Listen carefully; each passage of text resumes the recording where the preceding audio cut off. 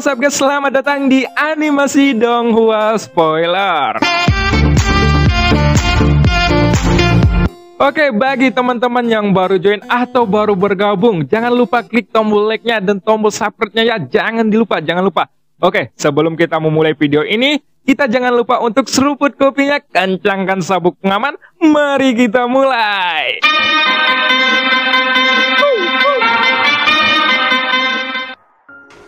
Pada episode sebelumnya diceritakan, Xion berhasil ketahuan oleh sosok besar bayangan hitam, yang mana ia akan segera ditelan. Namun tiba-tiba, sosok itu tidak jadi memakan Xion, karena Xion bukan penghuni dari alam kekacauan, dan ia merupakan dewa penjelajah. Selanjutnya, muncullah sosok biru tua yang membawa Xion entah kemana. Di sisi lain, Raja Tianzang masih berdebat dengan sosok Tianjun. Namun tiba-tiba, sosok pusing pun menyela pembicaraan mereka. Dan scene pun berganti. Bagaimana dengan kekuatan mereka di ujung sana? Apakah kamu bisa yakin untuk menghadapi para sampah ini? Tanya Yueli dengan perlahan. Dan terlihat bahwa dia juga mulai merasa cemas. Setelah itu, terlihat bahwa Raja Tianzang tiba-tiba menatap Yueli. Ia mengedipkan sebelah matanya. Tentunya, ini adalah adegan yang sangat memuakkan. Ekspresi gadis cantik itu berubah menjadi suram. Sampai-sampai ia hampir muntah. Jika kamu merasa khawatir, aku akan bertarung terlebih dahulu. Dan kamu bisa manfaatkan waktu tersebut untuk pergi. Lalu, setelahnya, aku mungkin tidak akan bisa bertarung lagi. Ucap Raja Tianzang sambil memandang Yueli dengan sangat serius. Dan Yueli pun hanya bisa memutar matanya dengan malas. Kemudian, Yueli pun mengambil alih tubuh Xion. Lalu, ia bergegas menjaga jarak. Tentunya, Yueli tidak berani gegabah untuk pertarungan pada tingkat seperti ini. Dan tidak ada yang tahu apa yang sebenarnya dicari oleh pihak Bilangit. Termasuk percakapan dengan Raja Tianzang. Itu pasti merupakan rencana tersembunyi. Bagaimanapun juga, pertempuran ini sangatlah berbahaya. Seperti kata pepatah, mudah untuk menghindari senjata terbuka, tetapi pertahanan akan terbuka lebar dari panah yang tersembunyi. Maka baik menghindar daripada harus bertindak sia-sia. Setelah beberapa saat, Raja Tianzang akhirnya menyingkirkan anggur cap orang tua di tangannya dan menggantungkan benda itu di pinggangnya. Sementara itu, terlihat bahwa jika dibandingkan dengan 10 Raja Jiwa yang memakai baju jirah, Raja Tianzang hanya mengenakan jubah polos dan tombak naga perak selalu melayang di sampingnya. Lalu, ketika Raja Tianzang merentangkan kelima jarinya, tombak itu pun langsung terbang ke telapak tangannya. Ayolah, sudah lama aku tidak bertarung melawan pihak langit sialan. Jadi, biarkan aku melihatnya. Setelah bertahun-tahun ini, aku ingin tahu seberapa banyak kemajuan yang telah kalian buat. Jangan biarkan aku terlalu kecewa, ucap Raja Tianzang. Dan pada saat ini, Raja Tianzang sudah memegang tombaknya dengan kokoh untuk menghadapi 10 Raja Jiwa sendirian. Namun, pada saat Raja Tianzang mencengkram tombak di tangannya, pada awalnya, sosoknya tidak memancarkan aura apapun, dan penampilannya seperti manusia biasa tanpa kekuatan. Akan tetapi, wajah 10 Raja Jiwa di hadapannya sudah sangat suram. Kekuatan penindasan di sini tampaknya berasal dari aura yang secara alami dipancarkan oleh sang Raja Tianzang. Tetapi, aura ini dipancarkan pada saat senyuman di wajah Raja Tianzang itu menghilang. Seolah-olah sosoknya saat ini tampak berbeda dari sebelumnya. Tidak hanya itu, seluruh tubuhnya kini memancarkan perasaan yang sangat mengerikan. Seolah-olah dia sedang menyiksa para Raja Jiwa itu menggunakan tombak naga peraknya, yang padahal dia belum melakukan gerakan apapun.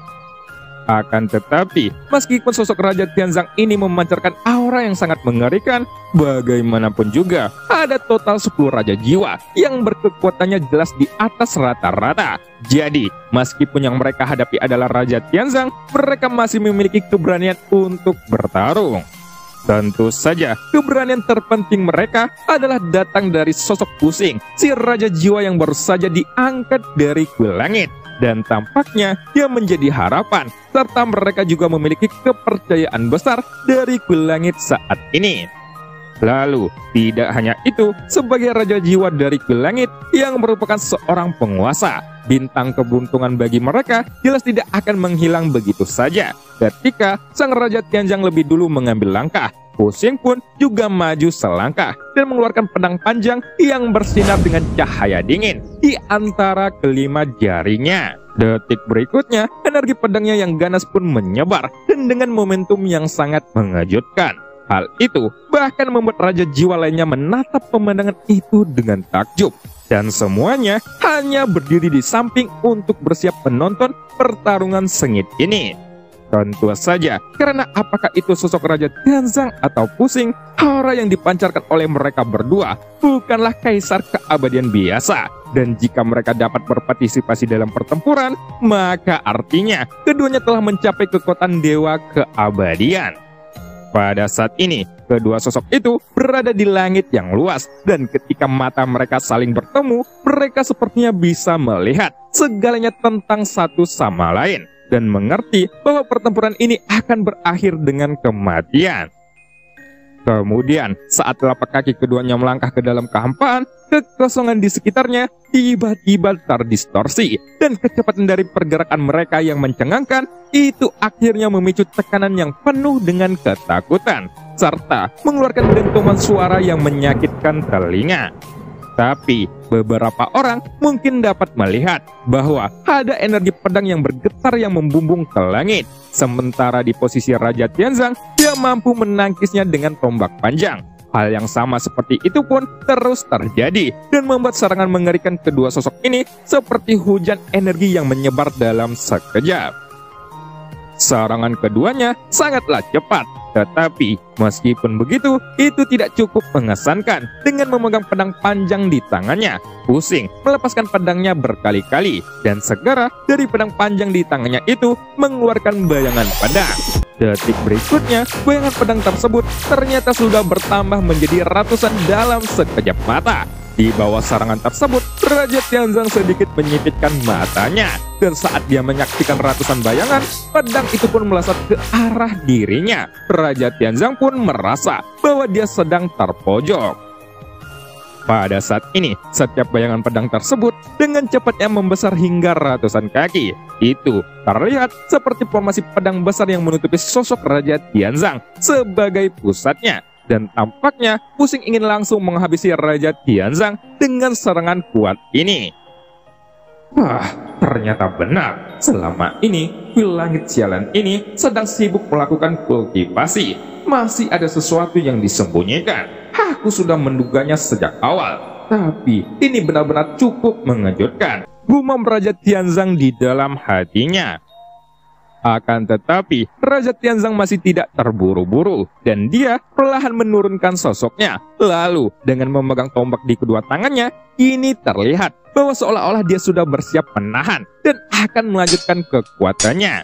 Tepat ketika bayangan pedang raksasa hendak menerjang ke arahnya, Raja Tianzang juga menebaskan tombak panjangnya ke depan. Dan segera terdengarlah suara gemetar dari tombak tersebut. Ternyata ujung tombaknya juga bergetar hebat akibat tabrakan energi dari dua kekuatan ini.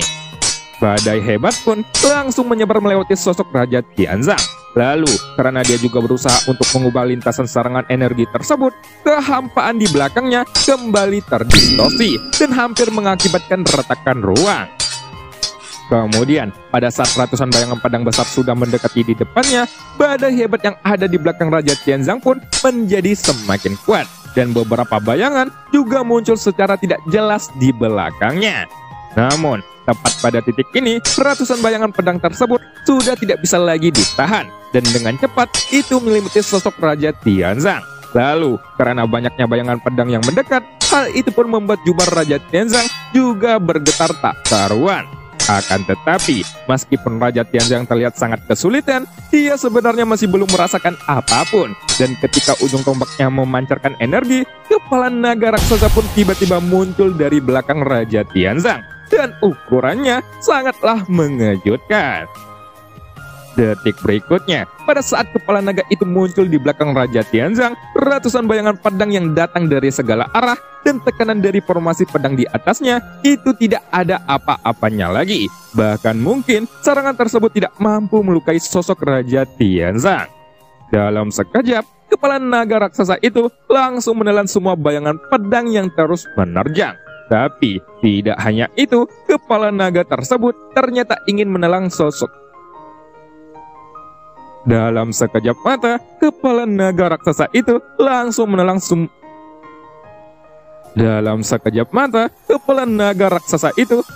menelan semua bayangan pedang yang terus menerjang. Tapi tidak hanya itu, kepala naga tersebut ternyata ingin menelan sosok Pusing. Adegan ini jelas sangat mengejutkan. Pusing yang menyadarinya pun merasa sedikit cemas karena terkejut. Padahal, jika dilihat dari sudut pandang lain, itu hanyalah kepala naga yang ukurannya lebih dari 10.000 kaki. Namun, penampakannya tersebut sebenarnya dikemas dengan kekuatan yang mengerikan. Mulutnya yang besar sangatlah lahap setiap bayangan pedang masuk ke dalamnya. Bahkan, segera setelah mulut besar itu menggigit ratusan bayangan pedang, terdengarlah suara ledakan yang sangat keras. Hal itu juga memicu hembusan angin yang sangat mengerikan. Akan tetapi, kepala naga itu sebenarnya juga menelan sosok Raja Tianzang berserta Pusing ke dalamnya. Dan dalam waktu yang lama, tidak ada pergerakan dari sekitar mereka. Sampai pada akhirnya, ketika kepala naga itu meledak, keduanya pun keluar dari dalam sana. Keduanya jelas sudah berhadapan lagi di dalam kepala naga raksasa itu. Namun, penampilan Raja Tianzang tampaknya masih seperti semula. Jubah polos yang ia kenakan masih ada. Terlihat bahwa dia tidak mendapatkan kerusakan apapun. Di sisi lain, untuk Pusing sendiri yang mengenakan armor tebal di seluruh badannya, dia ternyata mengalami kerusakan yang cukup parah pada baju besinya. Dan ada noda darah di pipinya yang belum mengering. Jadi, dapat disimpulkan bahwa dalam pertarungan yang singkat ini, Pusing jelas berada pada posisi yang kurang menguntungkan. Dan wajahnya juga terlihat sedikit suram. Aku ternyata sudah meremehkan kekuatanmu. Baiklah, Raja Tianzang, kamu akan menjadi lawan yang pantas untukku, ucap Pusing sambil mengelap darah di wajahnya. Tanpa diduga, dia kembali mengenakan satu set armor baru. Kemudian, dengan jentikan jari, muncul benang cahaya di tangannya. Seluruh tubuhnya tiba-tiba memancarkan rasa penindasan yang mutlak dan tajam. Seolah-olah dia sudah berubah menjadi sosok pedang yang siap dilesatkan.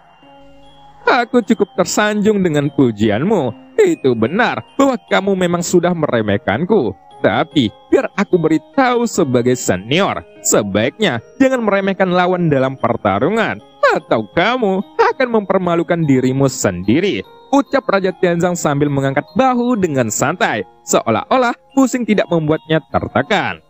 Sementara itu, setelah diprovokasi lagi oleh Raja Tianzang, kemarahan pun melonjak di mata Pusing. Kekuatan yang mengerikan dari tubuhnya pun dengan gila-gilaan mengalir menuju pedang panjang di tangannya. Pada saat berikutnya, sosok Pusing tiba-tiba menghilang. Begitu pula dengan sang Raja Tianzang. Dia juga menghilang. Di sisi lain, ketika 9 Raja Jiwa Langit yang melihat sekeliling, semuanya terkejut. Karena tidak ada yang bisa melihat keduanya. Seolah-olah mereka menghilang begitu saja. Tentu saja, ini adalah kemampuan yang hanya dimiliki oleh Dewa Keabadian, yaitu domain Dewa Abadi. Meskipun 10 Raja Jiwa dari Kulangit sangat kuat, hanya sedikit dari mereka yang benar-benar mencapai ranah Dewa Keabadian. Dan kebetulan, Tianzun adalah salah satu Raja Jiwa yang telah mencapai Dewa Keabadian. Namun, setelah ditekan oleh sosok Si Jun di masa lalu, kekuatan dari pihak Kulangit pun sudah lama melemah, hingga tidak ada lagi yang mencapai ranah Dewa Keabadian. Dan hal itu membuat mereka sengsara. Setelah kejadian tersebut, Tianzun pun memutuskan untuk menghabiskan seluruh waktunya dalam berkultivasi dengan gila-gilaan. Tujuannya adalah untuk kembali mencapai ranah Dewa Keabadian. Akan tetapi, memulihkan kekuatan merupakan tindakan yang beberapa kali lebih sulit daripada meningkatkannya secara murni, termasuk bagi para Raja Jiwa lainnya. Kecepatan kultivasi mereka tidak secepat sebelumnya, seolah-olah mereka ditinggalkan oleh dunia ini. Kemudian, meskipun dunia besar tidak dapat mengendalikan arah seluruh aliran sejarah, itu masih memiliki keinginan. Belum lagi bahwa sosok dewa tertinggi pernah menjadi salah satu kehendak para dewa. Jadi, secara alami, mudah saja untuk menekan 10 raja jiwa ini dari kuil langit. Memang benar bahwa sang dewa tertinggi menekan mereka, tetapi dia tidak sepenuhnya memusnahkan 10 raja jiwa ini. Namun, dengan adanya kekuatan yang menyebabkan mereka jatuh ke tahap terendah, mereka akan membutuhkan kekuatan lebih dari 10 kali lipat dari sebelumnya, dan sulit untuk sampai ke keadaan puncaknya.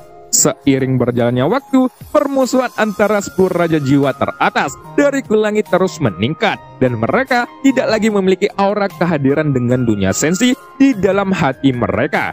Jadi, dari sini dapat dilihat bahwa kuil langit ini benar-benar sudah tidak lagi memiliki toleransi apapun. Bahkan, dalam perang yang sekarang akan dimulai, pihak kuil langit juga berharap bahwa semua makhluk penghuni dunia sensi ini akan segera diserbu. Dan para raja jiwa itu tentunya hanya ingin menyaksikan seisi dunia sensi dihancurkan.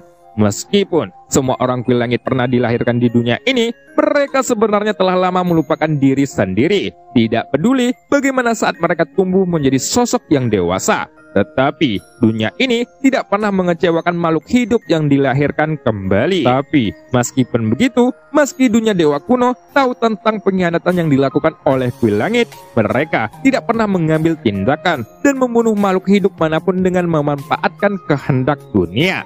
Tentu saja, ini adalah keseluruhan dunia sensi untuk semua makhluk yang ada dan lahir di sini. Semuanya mempunyai kedudukan yang sama. Tidak peduli apapun itu, dunia dewa kuno akan menjangkaunya dan memberikan bantuan yang layak. Namun, dengan hadirnya pihak kuil langit yang merusak hampir ke seluruh dunia sensi, bahkan ada juga pasukan dunia Tesu yang dapat menyerang dengan begitu lancar. Pasti ada juga sosok pengkhianatan lain di dunia sensi yang membuat masalah. Jelas, jika bukan karena koneksi eksternal dengan dunia Tesu, bagaimana mungkin mereka bisa masuk dengan begitu mudahnya dan melakukan penjarahan tanpa adanya penghalang yang merepotkan. Jadi sekarang, keadaan dunia sensi sedang bermasalah, baik secara internal maupun eksternal. Pada saat yang sama, setelah pusing meluncurkan domain dewa keabadian dan menghilang bersama Raja Tianzang, 9 raja jiwa lainnya pun akhirnya mengunci mata mereka pada sosok Yueli. Dan hampir pada waktu yang bersamaan, atau lebih tepatnya, pandangan mereka terfokus pada sosok Xiaoyan yang tubuhnya sudah berubah menjadi kaca biru di belakang Yueli. Tentunya, Yueli dapat merasakan tatapan yang dilemparkan oleh 9 raja jiwa tersebut. Yueli pun langsung memegang sabit kematiannya dengan erat. Dan meskipun kekuatannya masih rendah jika dibandingkan oleh para raja jiwa ini, tetapi Yueli secara alami suka berperang dan di belakangnya adalah ayahnya. Jadi, apapun yang terjadi, Yueli tidak akan mundur. Belum lagi, dia tidak akan membiarkan siapapun mendekati sosok ayahnya, kecuali memang ada yang mampu melangkahi mayatnya, meskipun terlihat cukup membingungkan. Gadis reinkarnasi itu tidak memiliki pesona dari kehidupan sebelumnya, dan perasaan yang sekarang aku rasakan ini membuat siapapun semakin bersemangat untuk menikmatinya, ucap Mujao sambil menyeringai. Dibandingkan dengan kehidupan sebelumnya, kekuatan yang dia miliki bahkan lebih buruk. Jadi, alangkah enaknya jika bibit unggul ini bisa ditekan dan dinikmati selama ribuan tahun, ucap Mujao kembali sambil buru-buru menjilat bibirnya dengan sangat menjijikan. Dan ketika dia melihat penampilan Yueli ini, sepertinya detak jantungnya berdetak semakin cepat. Lalu, meskipun raja jiwa lainnya tidak senapsu Mujao, penampilan Yueli memang sangat indah dan cantik. Meskipun dia memancarkan aura yang mendominasi, itu tidak sedominan sosok Pluto di kehidupan sebelumnya, dikarenakan tidak ada yang boleh masuk untuk menyentuhnya. Kemudian, di bawah perlindungan dari Raja Tianzang, Yueli masih memiliki ambisi yang belum sepenuhnya sirna di wajahnya. Jadi, tentu saja secara mental ia tidak bisa dibandingkan dengan monster tua ini. Dan Yueli juga tidak akan diam saja ketika dilecehkan seperti itu. Namun, ketika melihat wajah cantik Yueli, monster tua dari kuil langit itu tampak sadar menunjukkan senyuman cabul di wajahnya. Seolah-olah pikiran samar di hatinya terus berkembang menjadi semakin mengerikan. Hei nak, serahkan saja dia, ini sudah berakhir. Dan jika kamu ingin selamat, aku ingatkan sekali lagi, serahkan dia pada kami. Untuk saat ini, jika kamu bisa tenang, kami, para Raja Jiwa dari Kuil Langit, tidak akan menyerangmu di dunia bawah. Situasi hari ini tidak dapat diubah. Jadi, kami tidak ingin membicarakannya, gumam salah satu Raja Jiwa. Sebenarnya, Mingyo tidak tertarik dengan percakapan para Raja Jiwa di sekitarnya ini. Akan tetapi, pada saat ada yang mengatakan hal tersebut, Mingyo pun mau tidak mau harus kembali melakukan tugasnya untuk mendapatkan Shoyan. Ternyata ada begitu banyak omong kosong. Jika kalian ingin bertarung, kita bisa bertarung kapan saja. Kalian hanya beberapa bajingan tingkat rendah. Jadi, jangan terlalu sombong, ucap Yueli sambil menatap beberapa Raja Jiwa dengan pandangan dingin. Ini sungguh mengagumkan. Penampilan yang kamu tunjukkan itu sangat mirip dengan kehidupan sebelumnya. Itu benar-benar menjengkelkan dan membuatku ingin segera menikmatimu, ucap Muzhao. Setelah mendengarkan hinaan dari Yueli, Muzhao pun mengerutkan keningnya. Meskipun dia tahu bahwa Pluto selalu memiliki temperamen yang buruk, tetapi dia tidak menyangka bahwa meskipun sosoknya sudah bereinkarnasi, emosinya akan tetap begitu ganas. Sementara kedua orang ini sedang adu bacot, Raja Jiwa lainnya tidak berani berbicara, dan bahkan Mingyo hanya bisa memandang Tianjun dan menunggunya untuk mengambil keputusan. Sekarang memang kesempatan yang baik bagi pihaknya untuk menghabisi sekutu Shoyan. Raja Tianzang sedang ditahan, dan sekarang hanya Yueli yang tidak cukup kuat yang tersisa. Jika 9 Raja Jiwa menyerangnya secara bersamaan, maka peluang keberhasilannya jelas akan menjadi sangat tinggi. Namun tiba-tiba mata Tianjun pun menjadi suram dan dia tampaknya masih ragu. Tentu saja dia sedikit takut pada sosok Yueli dari lubuk hatinya. Lagi pula ia merasa bahwa sekali gadis ini menjadi gila, sosoknya pasti tidak akan mudah untuk dihadapi. Tapi ini adalah kesempatan emas yang akan hilang dengan cepat jika tidak dimanfaatkan. Dan sekarang wajah Tianjun pun menjadi gelap. Dia adalah sosok yang terkuat di sini. Lalu ditambah dengan Raja Jiwa lainnya, bahkan jika Yueli memiliki kartu simpanan yang kuat, mereka tetap harus mengambil resiko. Dan juga Yueli bukanlah target mereka. Jadi mereka hanya perlu mengambil Shoyan yang ada di belakangnya. Semuanya dengarkan perintahku. Mingyo dan aku akan menunda waktu. Meskipun dia kuat, dia tidak bisa melindunginya sendirian. Dan kita akan mencoba mendapatkan reinkarnasi itu dengan segala cara. Namun, ingatlah untuk tidak menghancurkannya, ucap Tianjun. Pada saat ini, Tianjun membuat keputusan dengan cepat. Dan beberapa orang pun mengangguk satu demi satu. Lalu detik berikutnya, Mingyo dan Tianjun pun akhirnya bergerak, memimpin untuk bergegas menuju sosok Yueli. Pada saat yang sama, Yueli yang sudah memegang sabit kematian di tangannya pun menjadi sangat waspada, dan dia membawa sosok Shoyan dengan tangan lainnya. Memang, penampilannya saat ini terlihat sedang kerepotan. Akan tetapi, demi ayahnya, Yueli tidak peduli apapun rintangannya.